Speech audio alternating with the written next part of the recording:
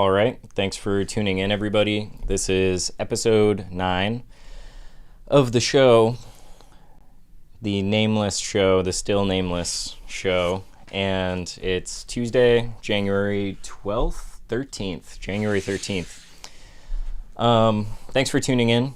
And this is going to be, this is like, after the first week of the show, I was thinking about transitioning to a more structured form. And I was like, well, I haven't even talked about sexuality or anything yet. Because the format so far has been just like scratching the surface of a bunch of different subject matter and connecting it to the position we're in our society. And yeah, so then I started thinking about this and I was like, oh, I haven't talked about the family or the personality or even really, I haven't like focused on depression or I don't know. So I think this entire month is just going to be tons of exploratory talks where we just we're just getting a lay of the land before we get too structural about it or too detailed about it.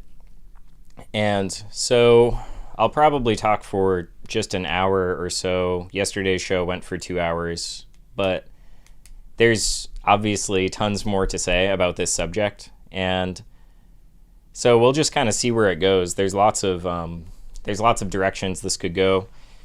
And yeah, I think primarily, maybe not primarily, but I do want to talk about dating apps specifically at some point because I think that's something that everyone has some experience with in our society. So yeah, anyway, thanks for watching. The last stream was the biggest one.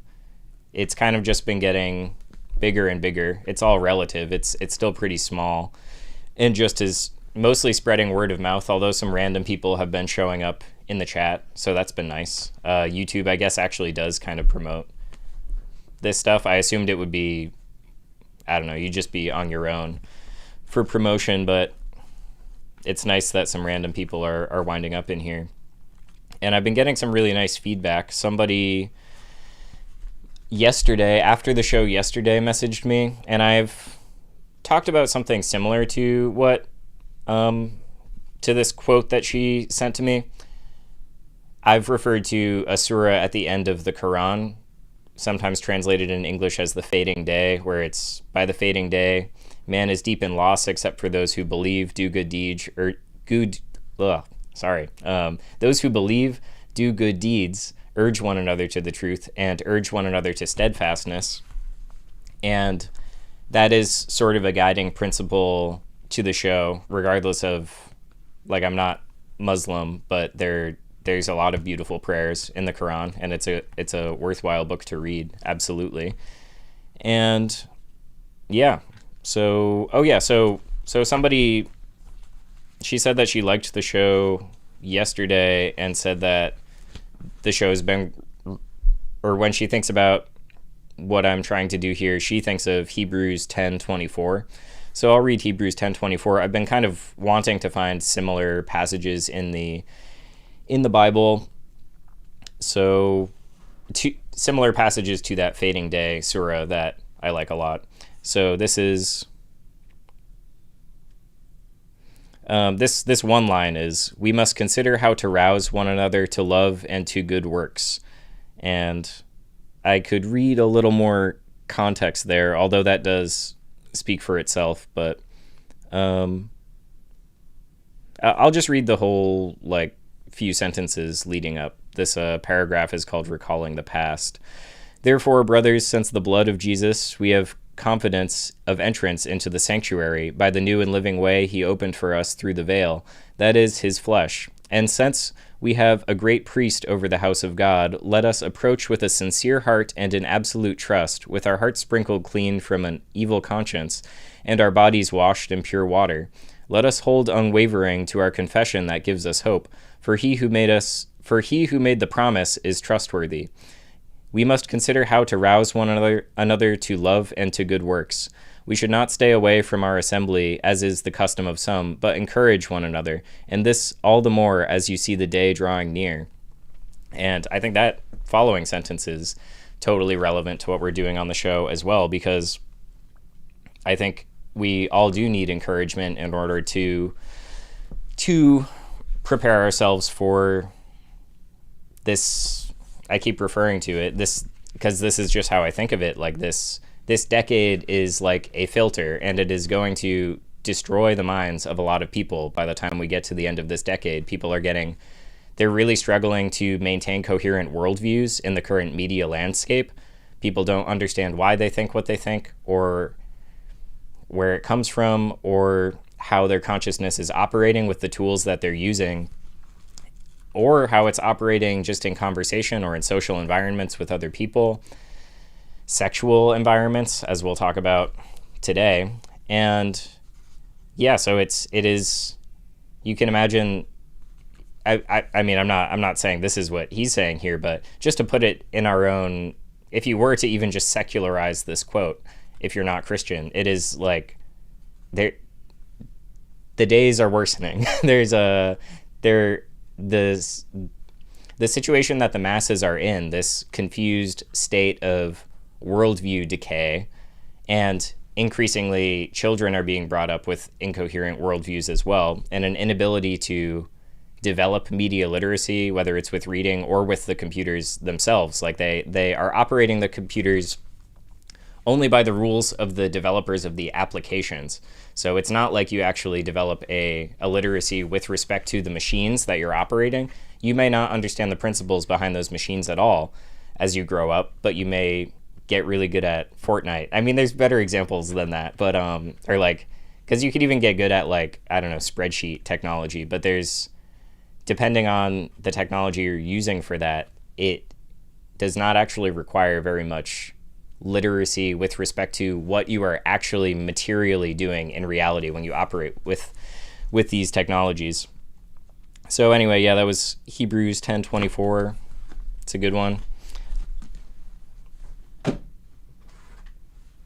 And so, I'm trying to think if there's anything else to say before we get into it. I think I maybe forgot to talk about one little thing yesterday when we were talking about just the depth of the mind. Maybe I did mention it at the end because I was hanging out for a little bit at the end there, and I might have remembered it then, but it really does feel good to think. It feels good to develop our capacity for thought, to develop our intellect, our imagination, our interior senses within our body and within our mind, just to be able to sense and make sense of the processes that are creating our being. I think that it should not be overlooked that it is a difficult and not necessarily pleasurable process to embark upon that journey. And I think the reason for that is that we are just so screwed in terms of how our motivation operates in this society because of the way that dopamine has been taken into account in the development of social media. So we're just being taken advantage of in these ways that have effects on us even when we're not using those things. Because if you have a really high baseline for something that's going to motivate you to do something, say you just really need to, well, this is a funny example. Say you need to create a live stream so to get like dopamine from the YouTube analytics page in order to do the research work that you've been slowly doing for a long time at a faster pace and to get it to reach more people. I don't think that's completely why I'm doing this, but it is more motivating because there is that integration of, or like, because the YouTube interface works in that way, it does motivate me. And that's not my primary motivation by any means, but I think it does help a little bit. Anyway, so yeah, just by using all of these tools, we're kind of screwing ourselves for being in scenarios where we don't want to use these tools.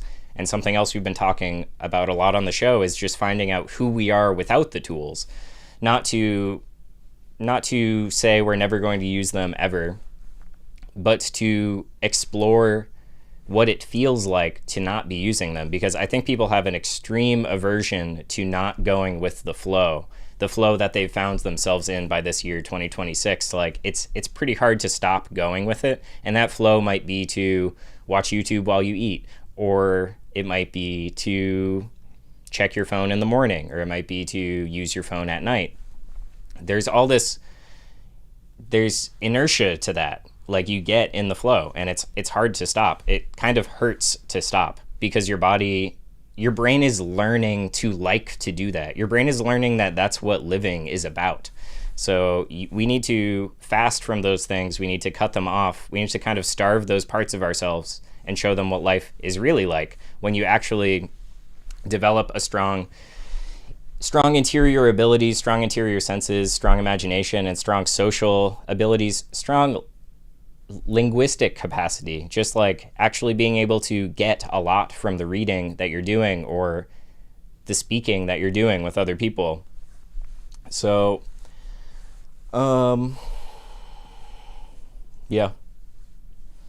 yeah, someone in the chat says book posting because the thread will get retweets is real. And it's true. Yeah, and you don't have to just knock it entirely. I think if you can integrate it into your process for actually trying to improve your situation, then and the situations of others, like Hebrews says, to encourage each other, then why not? Because these tools are here. I think we just have to be careful about how we use them and how they use us. Yeah. So one book I'm going to talk about today, or I'm not even really going to talk about this book, but it's kind of what I was just mentioning. It's called How to Read a Book. You can't see that, and I don't know if it's really worth zooming in on, although I think it is a really beautiful copy. I think it's from the early 40s. And anyway, there's just one quote in here that I will relate to this whole conversation about sex and love. And I think I'll get into that momentarily. I'm realizing that I think it's nice to have a little bit of buffer time in the beginning for more people to get onto the stream before I just dive into the primary subject matter of the day. And yeah, but we can get into it. I wanted to pull up some citations from Brave New World in here, and also from the Screwtape Letters, but I didn't really get time. I'll probably talk about them, but I don't have any quotes handy, although the books are right over here. All right. So to get into this really massive topic, human sexuality and what it's like in our societal situation, I guess I'll start with differentiating two perspectives. And I don't know if these are on some like two opposite ends of like increased layers of abstraction versus lowered layers. I don't really know, but they're at the very least, they're two different perspectives that you can come into thinking about sexuality with. And one, I don't know if it is the most mainstream, but it's not controversial to feel this way about sex, which is to think of it as sort of similar to how it's common to think like when you use your phone, there's not a deeper mediation happening. There's not like a deeper massaging of your psyche and being that's happening. Like there's this atomic self that people think exists, and you interact with the tools in your world. I think people also apply that to sex. So they think of, in a way, it's like they think of themselves and other people as objects, and it's an activity that you can engage in with other people, but it's, you might have feelings about it before or after, but ultimately it doesn't change who you are, and it is just something that you can do casually and that you can seek out. And dating apps, the way dating apps are now used plays into that. I don't know. I think of kind of like a 20s, 30s, or like later 20s, 30s young professional type of dating app use where I don't know. I think of like like the programming and STEM spheres, like people can have this really utilitarian perspective on sex where it's just like, well, I have to do it because, it's just natural and I have to regulate my body. So it's as if they kind of just pencil it in, and it's like, yeah, well, we have to have sex, so I'll hook up with people. I've known some people like that in the computer science sphere. And yeah, anyway, so that's on this more shallow and insignificant side of, or through this more shallow and insignificant lens at which you can look, through which you can look at human sexuality. And yeah, it sort of, similarly, it can become a type of entertainment. It's just sort of a way to pass time. It's something pleasurable, and it's something you can do. It even becomes kind of gamified by the dating apps. And it also plays into entertaining us in other ways, because we can be entertained by gossip in our social lives related to sexuality, where other people hook up with other people or get crushes on them, or start and break off relationships. So I think it can have this shallow, it can play many roles in people's lives and still be considered somewhat insignificant. Another way you could look at this is that there's a very high dimensional way of considering human sexuality. Like, there's lots of dimensions to it, there's lots of depth, there's lots of significance. And I think of what I just described as a reduction in the dimensionality of it. So it maintains some of the dimensions, and it maintains some of the distance in some of the dimensions, but it ultimately is quite reduced from what sexuality really can be and is in the human experience. So to speak a little bit more on that side of things, so with that perspective, like, sexuality is, like, human sex is how we have all come into existence. So there's fundamentally something universal and interesting about that. Actually, I guess with in vitro fertilization and things like that, there's, I should say until very recently.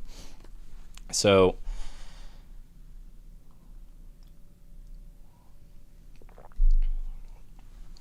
there's a fundamental importance that sexuality has that nothing else has as an experience in life. It is what creates human life. So there is, like, I mean, I don't want to sound stupid, but there is just like there is genuinely a type of magic in that. Like, it is not like any other thing that happens. And it also is a means by which you can get closer to someone in certain ways than by any other means that we have at our disposal in existence. And one way I think about that is similar to how yesterday we were talking about meditation and prayer, and how basically like, it's common in our society now to grant that, say, meditation exists, but you kind of don't, a lot of people don't even ask questions about it historically or currently, where it's just like, well, what actually is happening in their minds? Like, what actually is the mind capable of? And similarly, when you think of meditation, which is something done in solitude, and how many levels of experience and being there are in that action that you're doing on your own, sexuality also has a dimension like that. I think it has a meditative and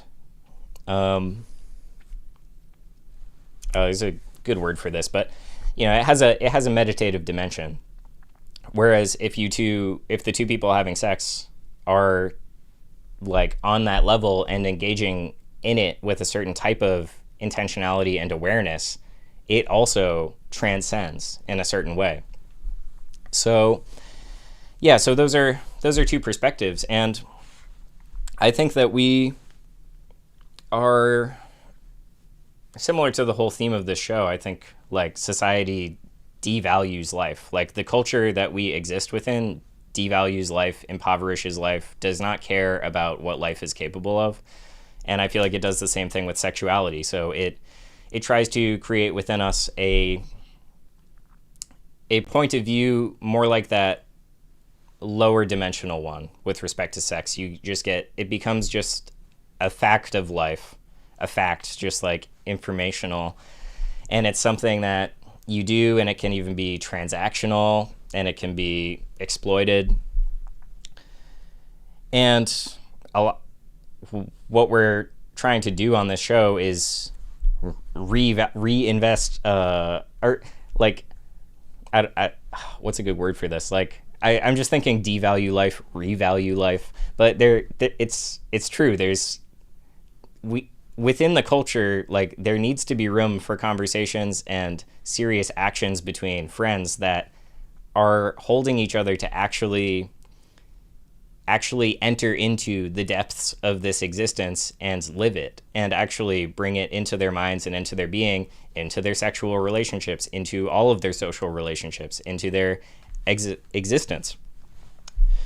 So that is what I'll talk about a little bit today, and I'll talk for a little bit about the ways in which it's devalued and impoverished specifically, and also how that point of view can be used as a social control mechanism. That's why that is one thing that I do really like about the book Brave New World by Aldous Huxley. Well, there's a bunch of good things about that book. I recommend reading it. And anyway, yeah, and then after we look at after we glance into how bad things really are, we can talk about certain things I've learned over the course of my life about how to avoid maintaining that point of view, like to avoid believing that sex is something that it isn't, or that it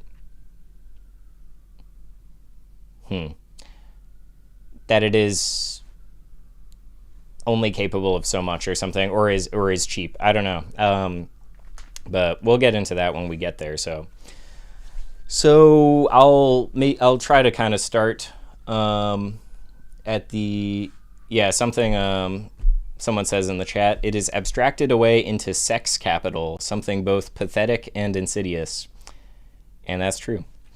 All right, so I'll kind of start at the bottom here. I'll start from what sex is in a type of like primal way, I guess. Like something a friend said to me. I have a friend who's into this Persian Indian guy, a mystic, I think it would be safe to call him, but I'm not sure. Meher Baba. And so Meher Baba passed away a while ago, but a friend and I were talking about this sexuality stuff some months ago, and he told me that Meher Baba's theory for understanding like why sexual desire is so hard to control, it's so hard to tame, is because it is just like the deepest, like, I guess karmically it is something that just goes so deeply into the existence that has created us. So if you think of that evolutionarily, it's like we've been sexually reproducing since way before we were humans, evolutionarily speaking. Like that's what all of our animal ancestors were doing all the way back until they weren't, or whatever was going on. So I found that to be a really interesting perspective, because it does feel really deep. It does feel like, I mean, in my life, I feel like that is the hardest temptation to avoid. It is really like, it's just in there. So thinking about it evolutionarily or karmically in that way, I think is definitely interesting, and speaks to some truth of the human experience, because that is it just goes deep. So yeah. Okay, so the other deep perspective on sex that I want to bring up is the fact that it relates to ways that we felt since we were born, really. Like, since we came into existence, there are these feelings of fear, love, comfort, discomfort. There's all this stuff that is there from the get-go and is developed over the course of our entire lives. And then as we grow up, well, before we even grow up, just to speak of comfort and love and discomfort or fear, all of those things play into adult sexual drives and desires that can all like maybe someone is seeking to hook up with like lots of people through dating apps because they need like a type of validation that to them feels like being loved in the way that they felt when they were a child, something like that. I don't know. All of this stuff I'm just trying to make the point that this compounds immediately and then forms into certain distortions in our adulthood, because I think our personalities, they're all distorted in a sense. A friend of mine likened it to thinking about vision and clarity of vision and correction with lenses, like different distortions that happen to the eye. And there are just different social distortions that we develop through our particular personalities over our entire lives, but really over the first half of our lives especially. And yeah, so that's sex is a vital element of that. The energies of sexuality permeate our being, and we'll talk about that later. So anyway, you're born, you experience love, fear, pain, discomfort, comfort, security, and then you start to have explicitly social experiences once you're no longer a baby. And you start having linguistic experiences. So you start having social and linguistic experiences that continue to mold how you feel, what you think, what you want. And not to mention that like all the categories of being are developed in this time period, like from the time that you're born, like space, like extension in space, ownership, possession, permission. And I think all of these things too, once we become adults in this particularly kind of sick society that hurts us and that causes us to develop certain perversions with respect to our sexuality, like a lot of those things do have to do with permission, discipline, desire for protection, comfort, whatever it is. So I think it's worth kind of thinking in retrospect about where these things come from.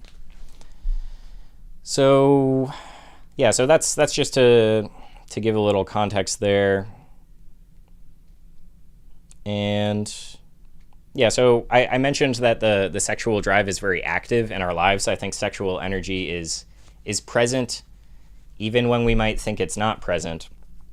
And one thing I mean by that is every time we're out in the social world, this maybe relates to just how deep and primal the sexual drive goes and how animalistic it is. I mean, people have been considering it animalistic or base for a long time. And that's not what I'm saying outright overall, obviously. But you have to think when you're in a social environment, and I don't mean at a party, I just mean walking down the street. Like if you are walking down the street and there's other people on the street, there are parts of your being that are processing that interaction or non-interaction. You're not even interacting, and yet you are within. If you notice each other, then you are registering each other. And so if that's someone of the opposite sex, say, then you may be thinking about them as a potential partner on some level. And if they're a member of the same sex, you might be thinking of them in a competitive frame, like thinking of yourself in a sort of, I mean, I don't want to say sexual marketplace, but it comes to mind, so sure. There's a competitive element to all of animal sexuality. And I think that continues to live on in us. So that's one example of how it pervades. And that gets more intense when you actually are around people that you know and that you're talking to, and that might actually be potential lovers in the future. Or actually, there might actually be dynamics like that. You may actually be jealous of another person, or you may actually like want to date your friend's girlfriend or something like that. Like all of that is real. Those are all like real elements of experience that happen in just about everyone's social world at one time or another, whether or not it happens to you specifically or to a friend. So yeah, and then On the other, on another side of that, another way that I think sexuality pervades our existence is through not just the weighing and consideration that happens within us, but I want to highlight the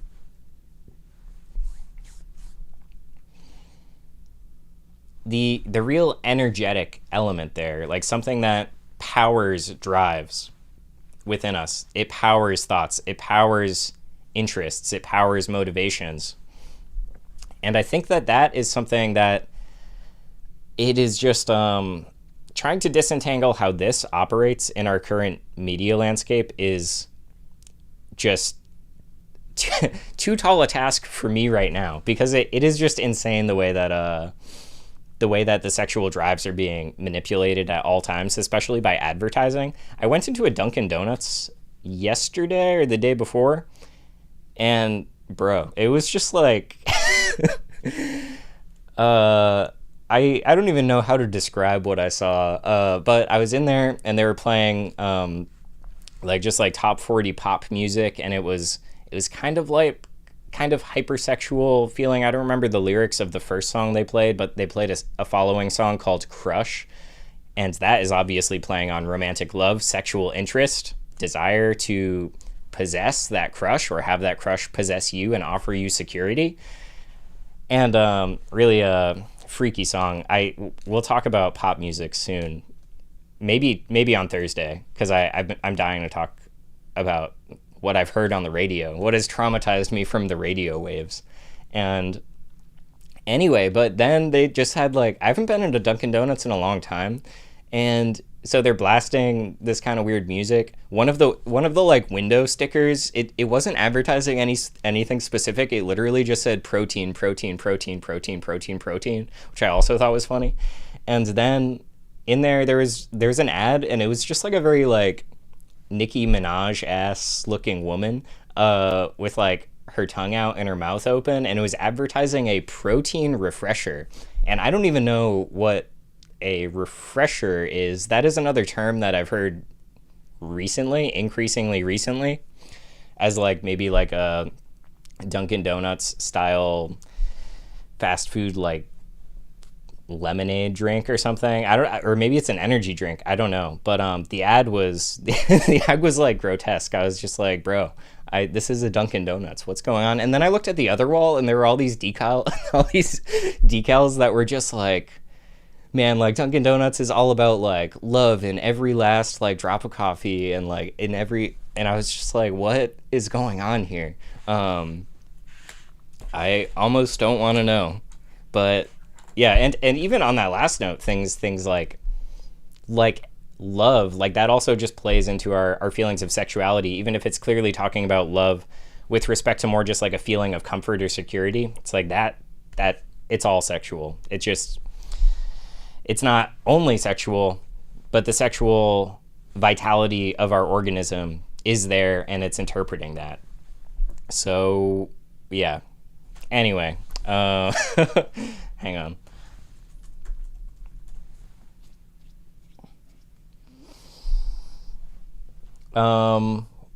What is your question?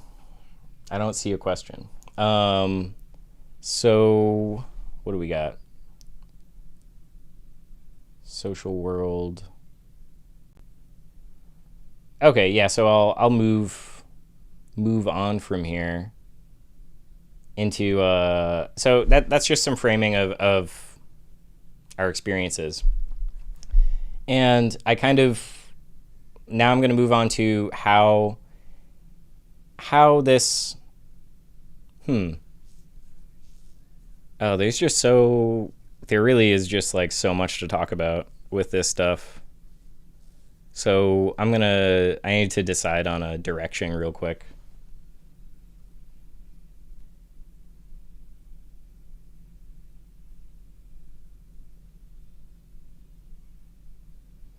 Okay, I guess I'll talk a little bit about the family, which will also be its own show, but a lot of those social dynamics that I mentioned also play out specifically in the family, and this like bubbles up into our current culture in strange ways, where it's like I don't know. I mean, the obsession with like the term daddy, as I don't know, like that is just entered into a totally like normal cultural mainstream. And then what's the oh yeah, the opposite of that for me that I think of is just like, I don't know, these the sort of like mainstream masculine obsession with like tits or breasts, and it's like, well, that is what we are weaned from as babies, and there's like clearly a maternal connection with that is, I mean, it's never severed. It is that the reality is that that's like how you're weaned, and anytime that happens in the future, there's a relation to your childhood and to your mother there. Nothing even Freudian about that. That's just the history of the life that you're leading. So, and not just you, like that's it's a like mass cultural formation that has formed around these two things, and it's because those are our experiences. We all had like dads that put rules down, and then that has just bubbled up into like a weird sexual language commodity that we use. So yeah, I guess it's kind of hard to decide where to move on from here, because I kind of want to just talk about how this feels once you have like, I mean, yeah, like there tons of people are on dating apps. Tons of people are lonely. I guess maybe that is a place to start. Like I notice that people are lonely, and then also people have tremendously unhealthy relationships to sexuality. These are two dominant features of our time. Yeah. Someone in chat is too Irish for this theory, which I respect. But look, it's the mind grew up to be what it is, and it learned what it learned along the way. So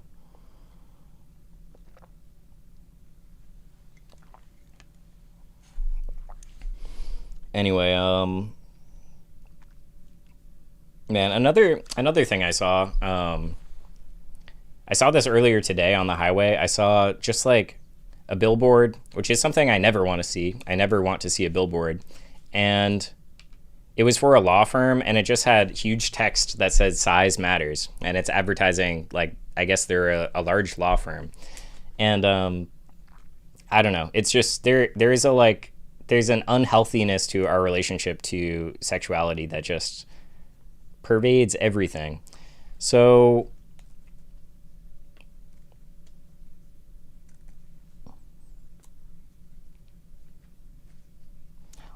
yeah, well, that might be true. I'm saying it. I'll say it. Freud didn't need to. I haven't really read much Freud.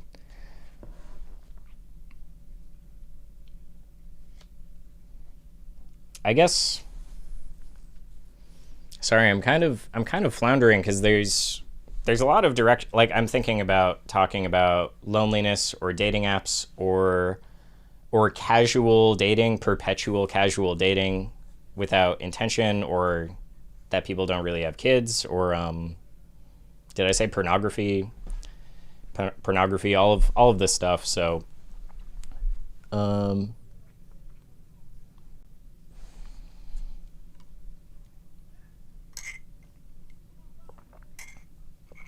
I guess I'll talk about pornography, because pornography for decades now is something that children are exposed to. And while we're, like, the chat is talking a little bit about something I said about the formation of these drives in childhood, and porn, I think, really can fuck people up. I don't think it should exist. Certainly not video pornography.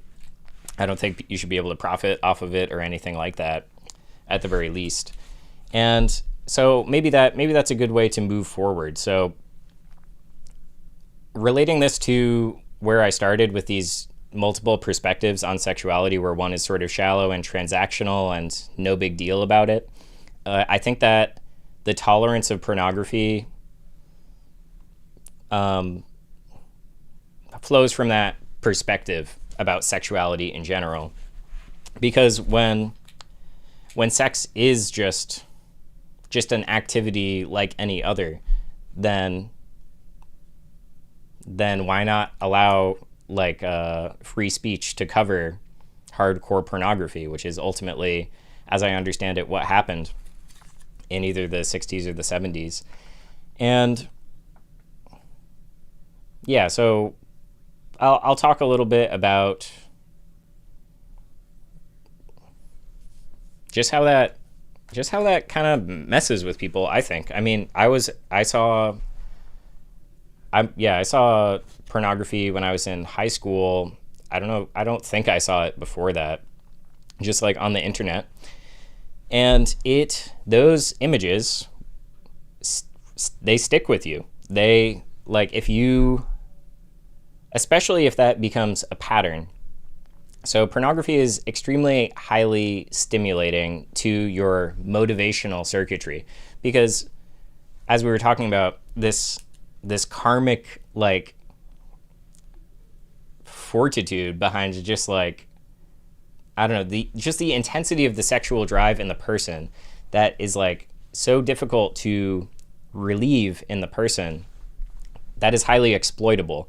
And the pornography industry exploits that in people, similar to how phones and notifications and motivations, or the motivation you get from something being liked or things like that, the anticipation of sharing something so that you get those likes on it, that is just times a million for pornography, because sex is that deepest drive within us. It's that life-creating drive which we came from and which we can use to perpetuate the species.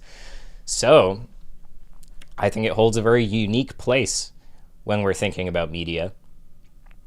Not that hardcore pornography holds that place exclusively, but pornography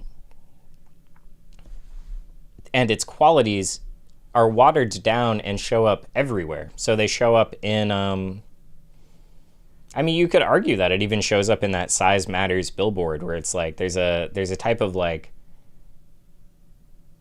sexual, they're just sneaking something in there to get you to think about sex because it is so intriguing to your existence. So, well, someone in the chat says base more than deep, and I agree, I guess. Although I think there's something to say for depth. In a way, I'm thinking of it as, like, it's so deep that, like, you can hardly reach down into it all the way. Like, it's just beyond our depth, perhaps, without, or at least by default, without some kind of training and understanding our own psyche, like meditation or something. I don't know. All right. Anyway, so yeah, pornographied things that play on sexuality to get our attention or get us to buy something or get us to do something, that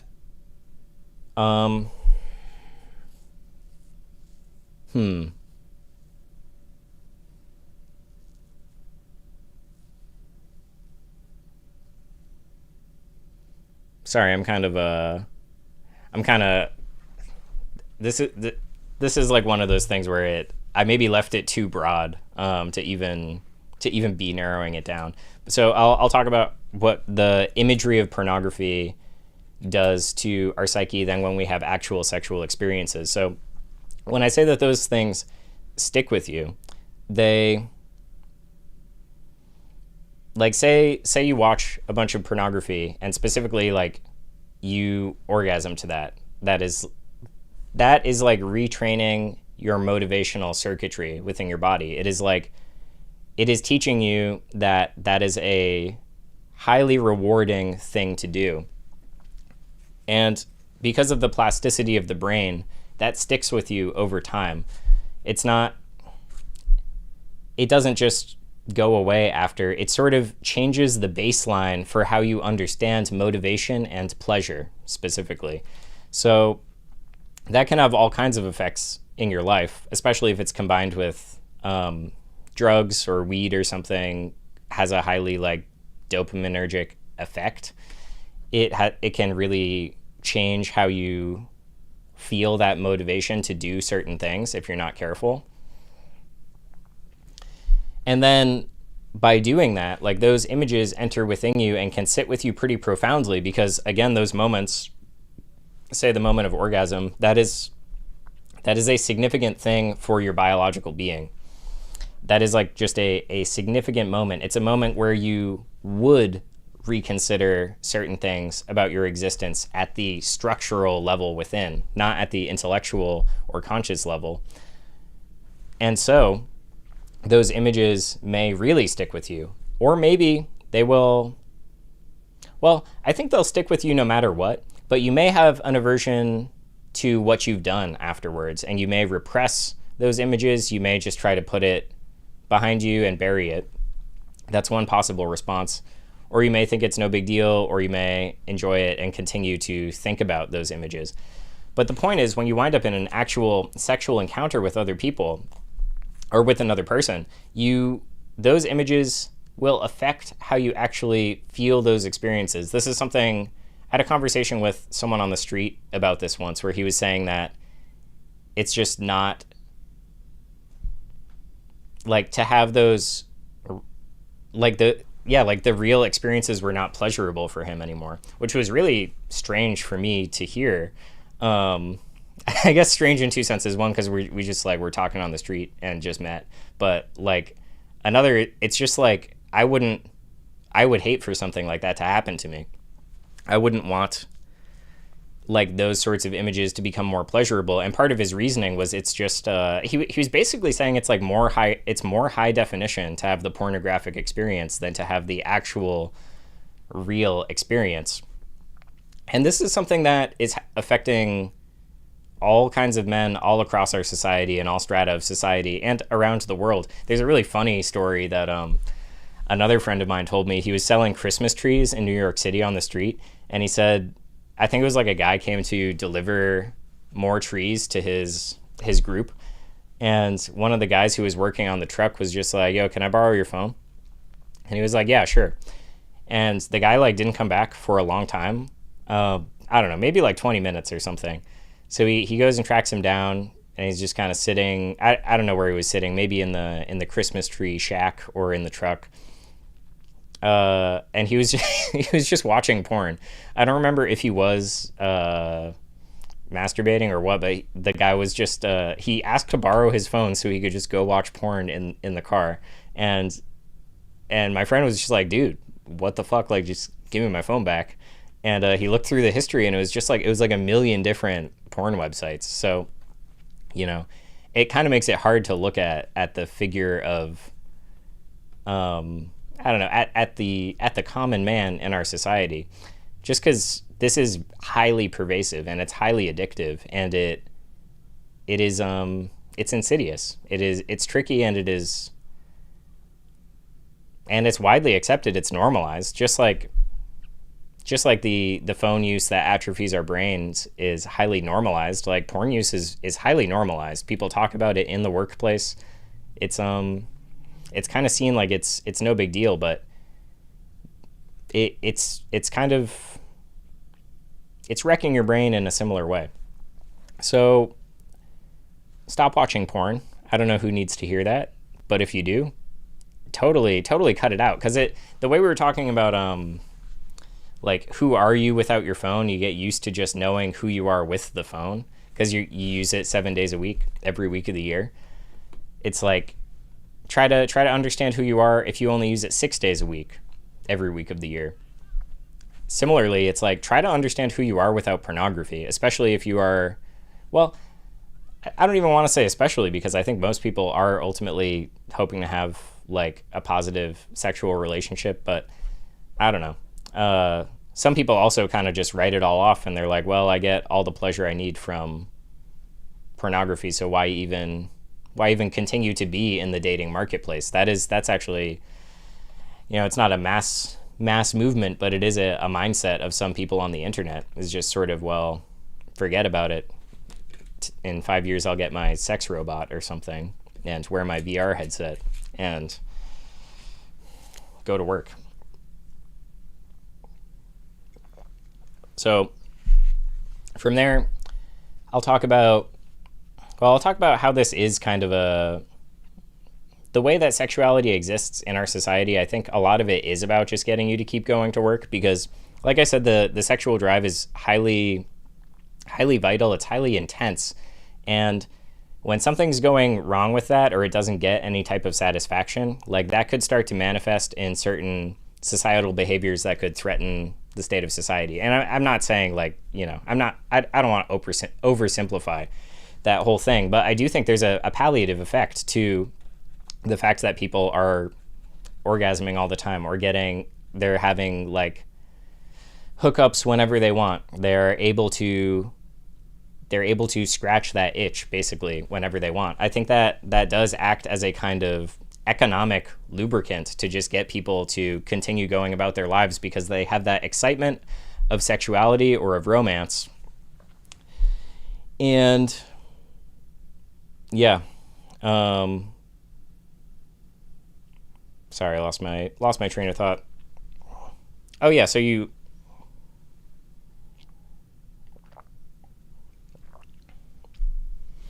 people, you can run on the hamster wheel forever because you just kind of you get this superficial version of one of the most transcendent human experiences you can have, and it's still highly pleasurable, especially if people are also using drugs, and weed is it's like everywhere now, legalized.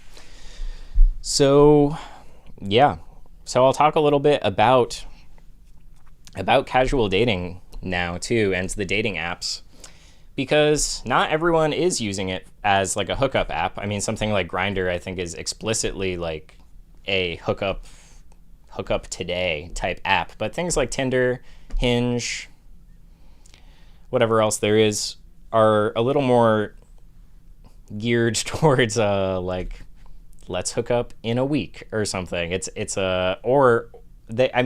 that they're interested in also creating long-term relationships as well, but the way the culture has evolved with these things is now there's an expectation that you would have sexual experimentation early on in the relationship. There's a lot of people have that expectation, both men and women. And so even if it is purporting to be a casual dating app, it is a sex app for most people, the way that the dominant culture would have us engage with it. So I want to talk a little bit about like the speed of courtship, I guess, because I think that is something that, like many things in our world, has just been sped up out of control. And I used dating apps for a couple of months this year, and I had a horrible time. So it made me feel really bad out the gate. I don't know. Well, we'll get into it. So I used dating apps like when I was 18 a little bit, and my perspective at the time and over the years when I would use those things is like, all right, well, I like meeting people. I really like meeting all kinds of people and talking to them and learning from them and befriending them if we get along. And so my perspective with that was like, okay, well, I'm meeting a lot of people at college and everything, but shouldn't I make one of these just in case there's people I might not meet who I could meet through this, I would never meet any other way? And that is ultimately how it worked. I made some like very significant friendships that have lasted forever so far, and have wound up introducing me to more and more people who I became friends with, who I'm still friends with and quite close with. So I think that there was a socially positive potential for those apps. And upon using it for a couple months this year, I felt like it's been hypersexualized compared to back then. Like, it feels like profiles are really like sort of seductive and like playing on I don't know, just like swimsuit pictures or whatever, but like or suggestive poses, or just bios that are kind of like leadingly sexual. And I don't think that's everybody, but there was a lot of it. And that is something that, even if that's not what you're interested in, if you see that, that is creating a rapport with the sexual drive within you. So like, say 300 years ago, like you wouldn't really see that many women if you were just going out and about in your life, even if you lived in a city. And you might not be attracted to all of them. You might be attracted to all of them, but there's a now with the dating apps, you're exposed to so many faces and so many just so many people, so many images, and so rapidly. And that just like spikes something. I feel like it just spikes something insane within us to be exposed to that many members of the opposite sex, even if they are not people that we're attracted to. It just messes with your motivational circuitry or whatever it is. I don't really know what it's touching exactly, but it does make you want to. I think it kind of wires you. I feel like I got like a lot of energy when I would use Tinder, but it was like a really unpleasant energy. It was kind of like when you just like drink way too much coffee or something and also have nothing to do, and you're just like kind of wired and can't go to bed. I think it exposes us to that type of feeling, that type of discomfort. And who knows, maybe that plays into it. Maybe you get so uncomfortable that then you want to act more rashly with your engagement with the dating app. Maybe you just like, it increases your desperation or something. I don't know.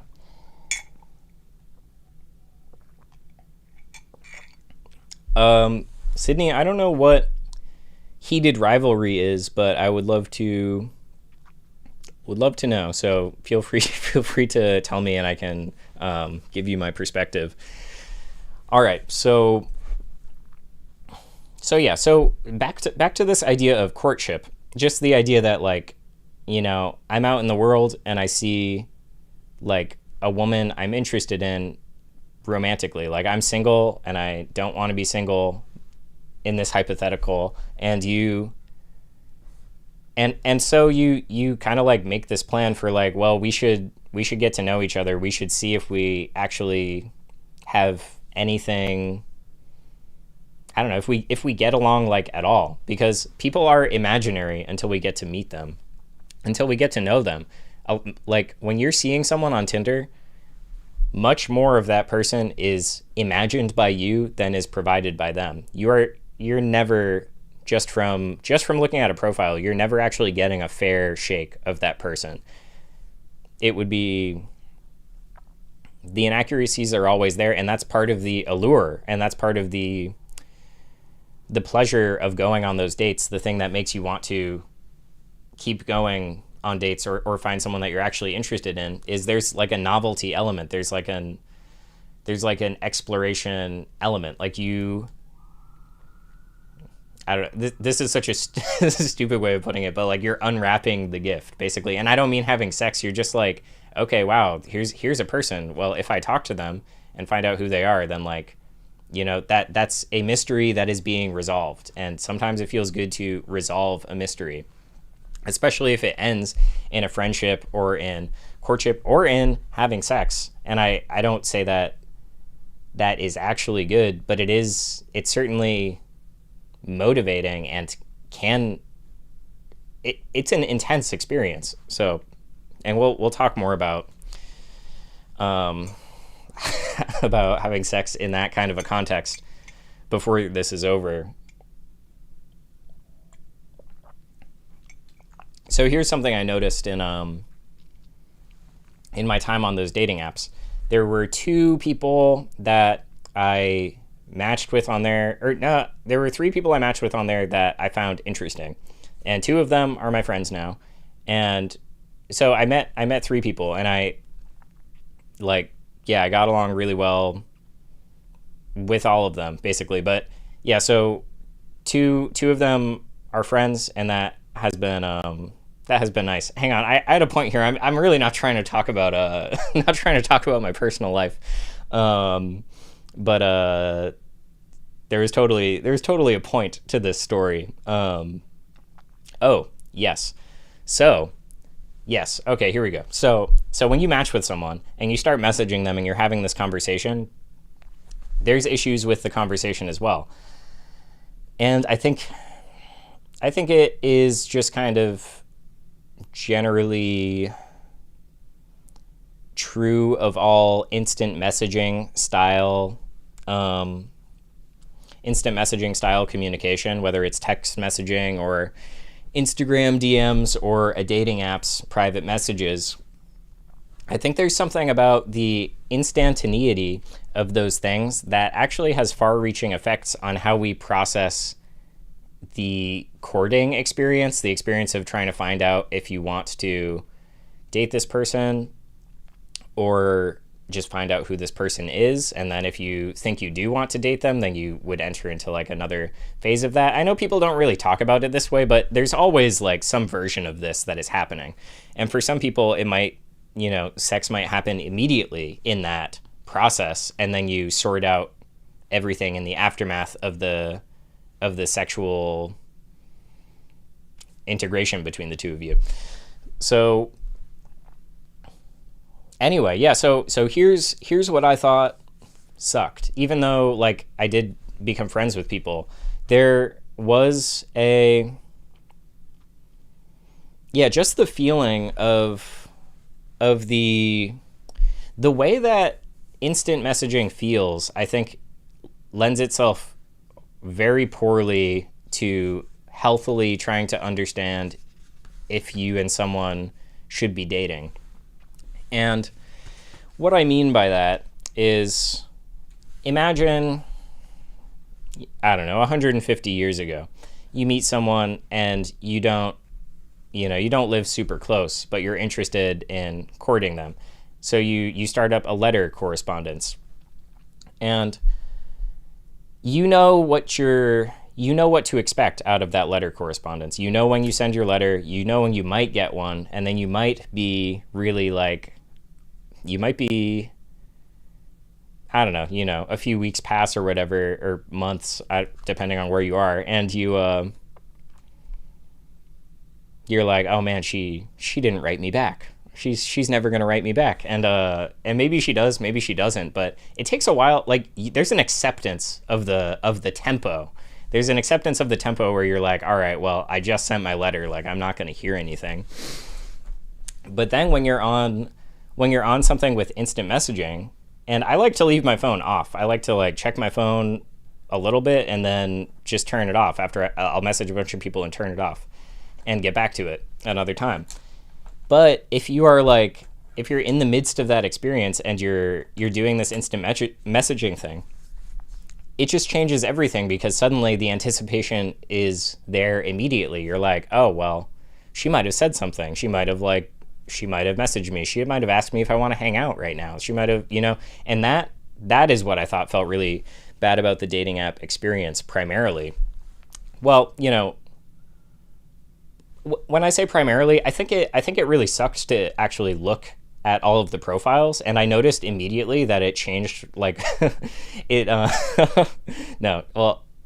changed my perspective of women in a negative way, but in a way that I recognized and I could recover from immediately. So what I mean by that is, like, I haven't had dating apps in a long time, and then I download them and I'm like, oh my God, like this isn't what women are like at all, like in my actual lived experience out in the world. So I noticed that it was just starting to close off my, like, it was like dehumanizing women to me.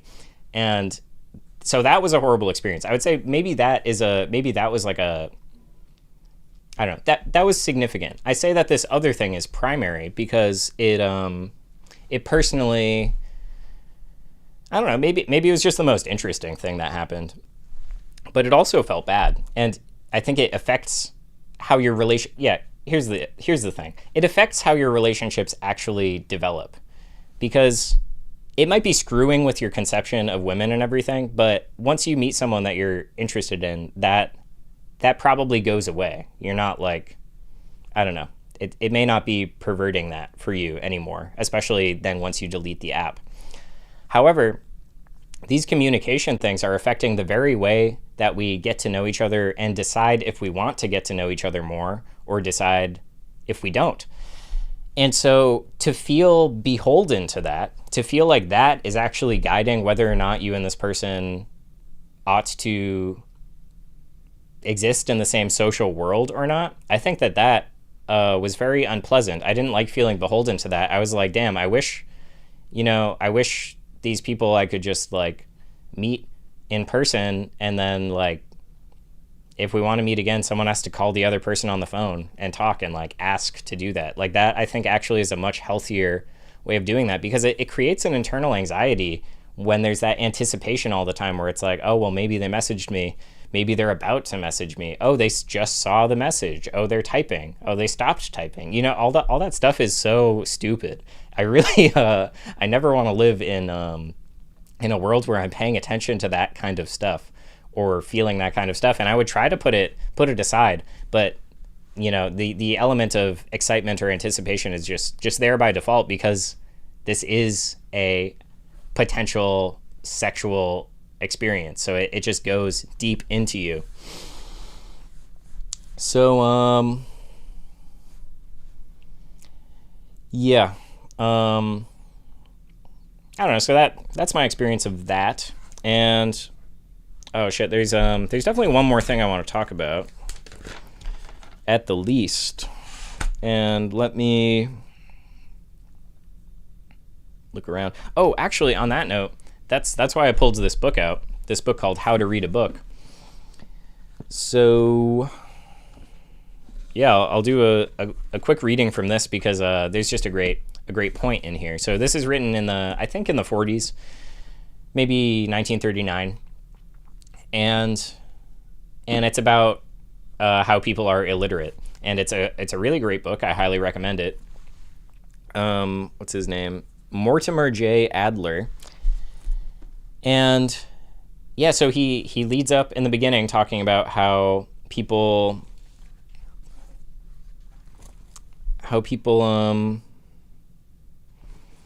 are not very good readers, and then he just goes on to describe an example of when he notices that everyone suddenly turns into a good reader in one specific scenario. So here's just a couple paragraphs here. If we consider men and women generally, and apart from their professions or occupations, there is only one situation I can think of in which they almost pull themselves up by their bootstraps, making an effort to read better than they usually do. When they are in love and are reading a love letter, they read for all they are worth. They read every word 3 ways. They read between the lines and in the margins. They read the whole in terms of the parts, and each part in terms of the whole. They grow sensitive to context and ambiguity, to insinuation and implication. They perceive the color of words, the odor of phrases, and the weight of sentences. They may even take the punctuation into account. Then, if never before or after, they read. These examples, especially the last, are enough to suggest at a first approximation of what I mean by reading. That is not enough, however. What this is all about can be more accurately understood only if the different kinds and grades of reading are more definitely distinguished. To read this book intelligently, which is what this book aims to help its readers do with all books, such distinctions must be grasped. That belongs to the next chapter. Here suffice it if it is understood that this book is not about reading in every sense, but only about that kind of reading which its readers do not do well enough or at all, except when they are in love. And we need to reflect on our own situation. We need to put that in our own context, because most people don't write each other love letters. They at best may write particularly long DMs to each other, and that will never. I mean, I won't say it will never permit the deep reading that he's talking about here, but it does not lend itself to it well, and it is always mediated through something other than one's own handwriting with a marking tool. So, yeah, I don't know. That's something sad. But related to this sort of this evolution of courtship that we're in, that I think is really miserable for most people. And I think I seem to talk to a lot of people who are made miserable by the whole dating app thing. And it's because it takes the humanity out of what should be one of the most human things possible. And people are feeling it. I think people are changing their minds about it. All right. Yeah. Close reading and scansion on the Tinder message. It's just not happening. And where people aren't putting that thought into their writing, because that's all about the reading of the love letter. But imagine the person writing the love letter. Like they're doing that as well if they feel similarly about the person. Hang on one moment. I'll see if I have another book related to this handy.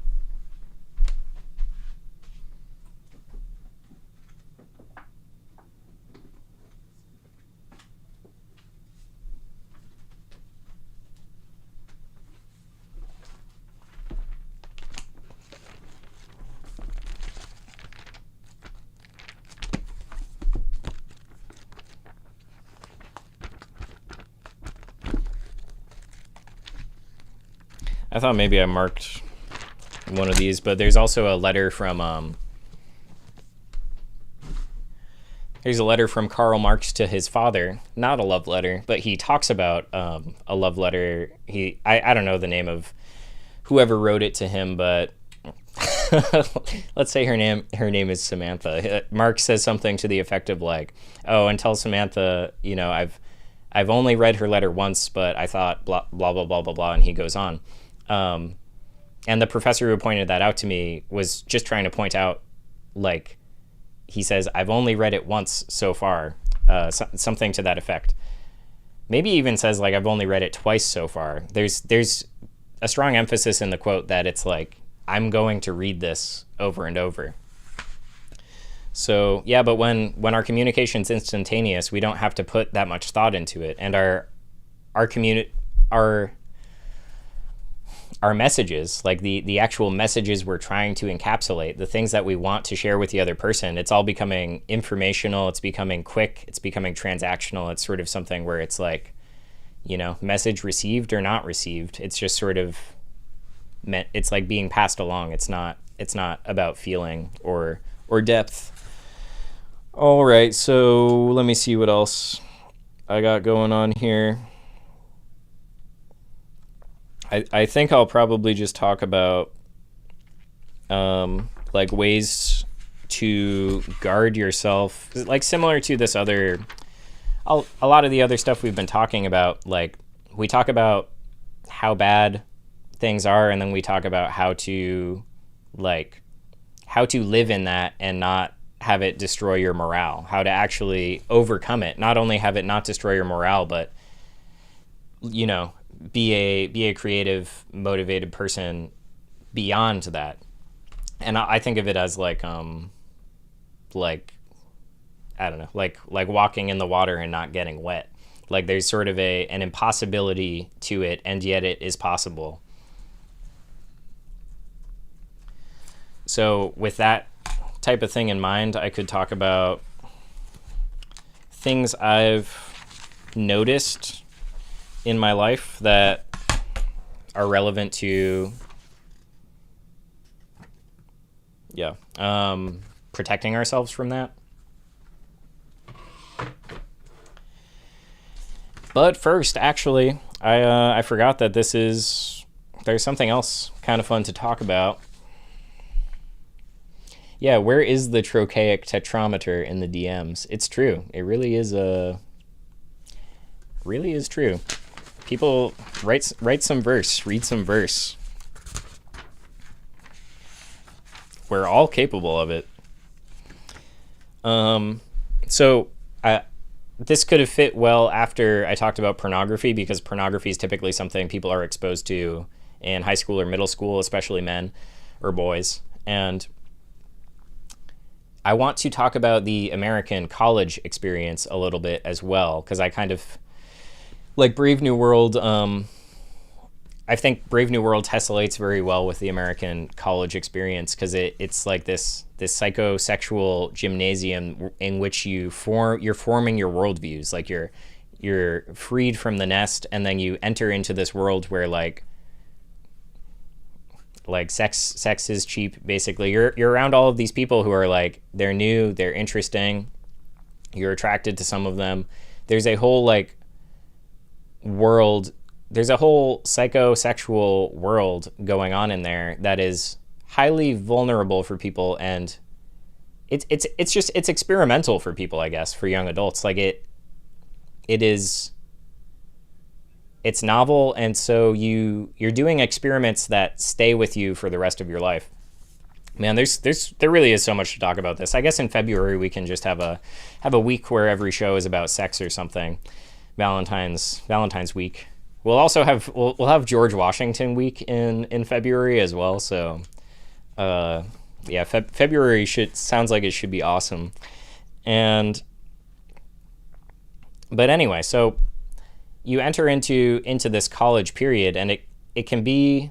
I mean, I think it's very intense for most people. A lot of people encounter depression. They also encounter like novel or first time sexual experiences, and at the same time, you're supposed to be being exposed to the intellectual wealth of the world and deciding on your career path for the rest of your life. So I think there's something a little bit deliberate about how this has evolved, and how you wind up in this intensely stimulating and modulating environment, and out of it you enter upon the real world and struggle with issues of, say, loneliness or meaning in your work or all kinds of things. So yeah, we'll get into that more in the future, but I just saw it on my note here. Yeah, because there's so much stuff we're talking about too, because there's also so much, there's a lot of like capacity for cruelty in the sexual relationship. I think that is something that, like, when I talk about perversion, I don't just mean like that. I think like fetish stuff is perverted or something like that. I'm talking about like this corruption of sexuality that like you see at all strata of society. You see very wealthy men abusing their spouses. You see women abusing their spouses, and you see at the homeless level, you see a lot of like men pimping women or just totally controlling women, because that's the one thing that they can control, because it still depends upon just their brute ability. So anyway, there's a lot of stuff to talk about, some of which is definitely dark and disturbing, and for another day. So yeah, I guess I'll wrap this up pretty quick here, just with a note about restraint once again, and fasting once again as a concept for trying to find out who you are and what your sexual desires are, and maybe what you're seeking, thinking, like trying to differentiate what you're seeking from why you're seeking it, trying to find the underlying causes that are driving your sexual desires or your social desires or your, I don't know. So I think this is another reason we have to stay away from media, not just pornography. And I don't mean totally fast from media forever, but I do think it's like, well, what are my actual sexual desires without media? Because if you're watching movies, if you're watching TV shows, someone in the chat mentioned that like there's a new HBO show people are watching that's basically softcore pornography. I will look into that, because that is like not because I not for any reason like that, but because that's something I've been thinking about. I actually have no idea what the TV landscape is like now. I've just been assuming that that's the case. Been assuming there's softcore pornography out there in the movies and on the TV. And even when there's not, there's sexual subtext to so much stuff that is produced by our media overlords. So, and that's not even to mention social media, when it's people you may know, or it might be influencers who are not in Hollywood. Let's say it's just people you know. People are posting pictures of themselves that they deliberately want to look attractive, and they want you to like those photos. Like this stuff gets just really fractally insane. So I think it's worthwhile to really cut yourself off from that and just see, like, what is it that you want in a relationship or in sexuality, because it is different for a lot of people. Anyway, I guess the one other thing I'll say about that is, I think in these types of relationships, people should move a lot slower. Like, not just with respect to courtship and understanding people, but if you're in a sexual environment, or say you like I'm not expecting like everyone, including myself, to be a saint for the rest of their life. We're going to wind up in sexual scenarios. That's just probably what's going to happen. And so say you are making out with someone, I think there's so much power in restraint in that moment, where you just commit yourself to slowness. I don't want to be too sexually explicit, but I think people kind of do need to hear something like this, where it's like, you don't need to have sexual intercourse, especially like the first time that you kiss somebody. There's like levels of, there really are levels of progression to these activities. And I think putting up guardrails allows for your interior mind and your unity with that other person and their interior mind to explore all of the depth that exists in that limited form of sexuality, or in that limited form of, I guess you could still call it sexuality, like of just touch, like of massage or something, without kissing, without any like sexual touching. It's just like, there are worlds of experience in connection between people that are totally underutilized, because because everyone is just like,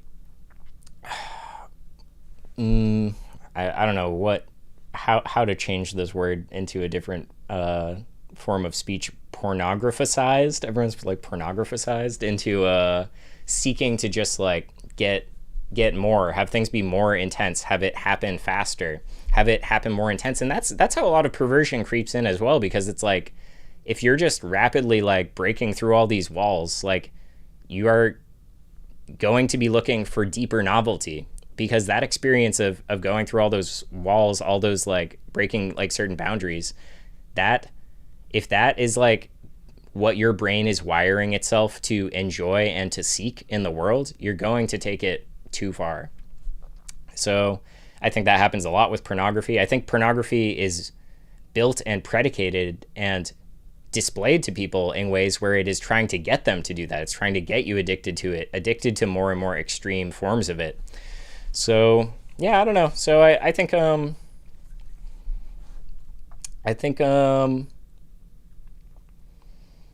that's, you know, that's the first talk on this. We're just scratching the surface, and yeah, so that's that. On that note, I noticed in Providence recently, there's I haven't gone in. I will go in for the sake of the stream. I will get some data on this place, but there's a new bookstore in town, and it is highly advertised as a romance bookstore.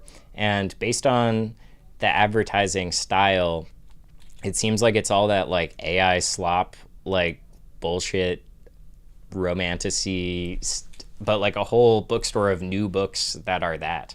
And I was like, dog, what is going on?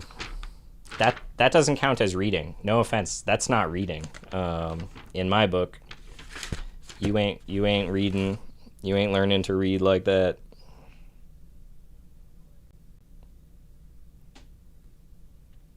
Okay, so yeah, let me see here for a sec. What do we have going on in the? I mean, there's 13 people here. I'll go a little bit. I'll talk about one other thing that I haven't talked about too much, and I do want to reread a few things before I really get into it, but just the idea of romantic love and the intensity of the desire for romantic love in our society paired with sexuality. It's a lot like all the songs on the all the songs on the radio are about romantic love, heartbreak, things like that.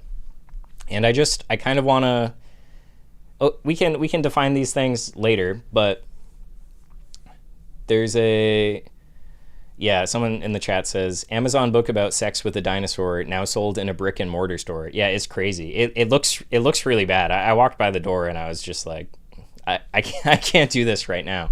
Maybe another time. I'll check it out for informational purposes. Try to just have something to talk about on here.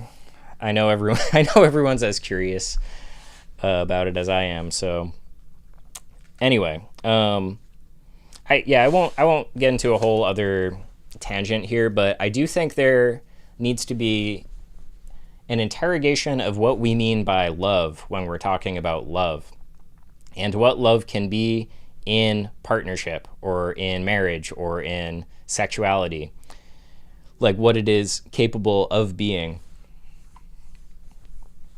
So, sorry, something in the chat.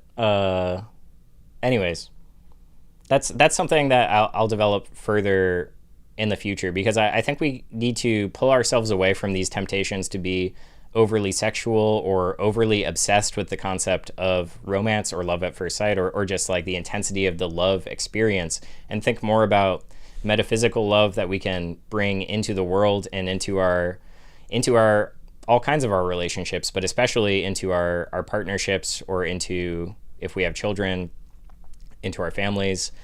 Like just this more transcendent concept of love that, like, I don't know, is actually what it's all about, instead of just like the sort of gossipy, shallow, he broke up with her type love that we all get a little too into at times. So anyways, thanks everybody for hanging out in the chat, watching the stream. And I won't be here Wednesday, not planning to do any shows on Wednesdays except for special occasions.